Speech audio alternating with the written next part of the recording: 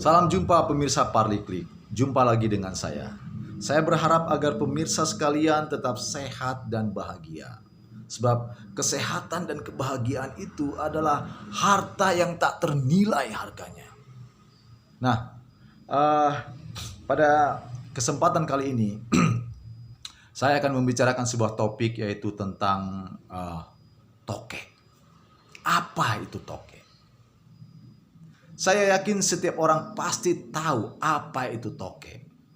Meskipun tentu saja tidak semua orang pernah melihat toke secara langsung. Nah, toke itu adalah nama umum untuk menyebut cecak besar atau jenis kadal dari suku Geckonidae. Nah, bagi pemahaman masyarakat umum, masyarakat awam, bahwa toke ini merujuk pada toke rumah. Meskipun sebenarnya toke itu banyak jenisnya, mulai dari toke rumah sampai toke hutan. Namun pemahaman masyarakat, toke itu adalah toke rumah.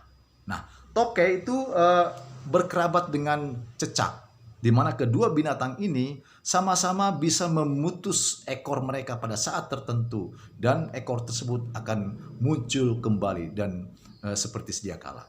Dan toke juga mempunyai bantalan pengisap yang berada di sisi bagian bawah jarinya, yang berfungsi sebagai perekat, sehingga toke mampu berjalan di mana saja, baik itu di dinding maupun di atap tanpa terjatuh.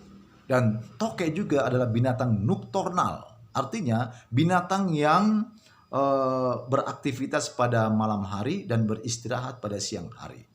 Nah, yang unik adalah ada 3 hal anggapan sebagian masyarakat terhadap toke ini, di mana 3 hal tersebut cukup kontroversi. Apa saja? Yang pertama, ada anggapan dari sebagian masyarakat bahwa toke ini adalah binatang mistis. Itu yang pertama. Yang kedua, toke ini adalah binatang yang ajaib. Dan yang ketiga, toke ini harganya sangat fantastis. Kita coba terangkan satu persatu. Yang pertama, anggapan masyarakat bahwa toke ini binatang mistis. Ya, memang bagi sebagian masyarakat menganggap keberadaan dan suara toke itu seolah-olah seperti mengisyaratkan adanya makhluk halus. Sehingga dengan adanya keberadaan toke dan suaranya itu, kita harus berjaga-jaga dan waspada karena adanya makhluk halus. Kemudian ada juga anggapan masyarakat bahwa toke ini mendatangkan keberuntungan. Apalagi kalau toke ada di tempat usaha. Dapat dipastikan 100% bahwa usaha tersebut akan berhasil dan sukses. Kemudian ada juga anggapan bahwa toke ini bisa meramal masa depan seseorang. Caranya adalah ketika misalnya Anda mendengar suara toke pada suatu malam, Anda bisa mengajukan suatu pertanyaan yang membuat Anda bimbang terkait masa depan Anda. Dan pertanyaan tersebut Anda ajukan pada saat suara toke yang kedua. Dan kita tahu bahwa suara toke itu lebih dari 3 kali. Anda bisa mengajukan pertanyaan tadi pada suara toke yang kedua. Dan setelah itu Anda tinggal mengucapkan ya dan tidak pada setiap bunyinya. Nah, jawaban dari masa depan Anda itu konon dapat ditentukan dari saat kapan suara toke itu berhenti. Apakah pada saat Anda mengucapkan ya, atau pada saat Anda mengucapkan tidak. Nah, itu adalah beberapa alasan sehingga toke bagi sebagian kalangan masyarakat dianggap sebagai binatang mistis. Nah, jangan lupa bahwa sejarah nenek moyang bangsa Indonesia ini dahulu kala memang animisme dan dinamisme. Di mana kepercayaan animisme dan dinamisme ini adalah menyembah roh-roh nenek moyang, roh-roh leluhur, dan juga menyembah benda-benda keramat seperti jimat, pohon, atau gunung. Nah, jadi animisme dinamisme tadi percaya bahwa roh-roh tersebut masih berkuasa di dunia ini, masih mempunyai kekuatan yang besar. Sehingga jika roh-roh tersebut dan benda tersebut tidak disembah, mereka akan menjadi marah dan menyebabkan malapetaka. Nah, tentu saja pada zaman sekarang ini tentu hal itu tidak sesuai. Karena zaman sekarang ini, saat ini masyarakat Indonesia berajaskan atas ajas ketuhanan yang Maha Esa. Tentu saja itu tidak sesuai. Itu yang pertama. Yang kedua, toke adalah binatang yang ajaib. Artinya toke bisa menyembuhkan berbagai macam penyakit, mulai dari penyakit yang paling ringan sampai penyakit yang paling berat.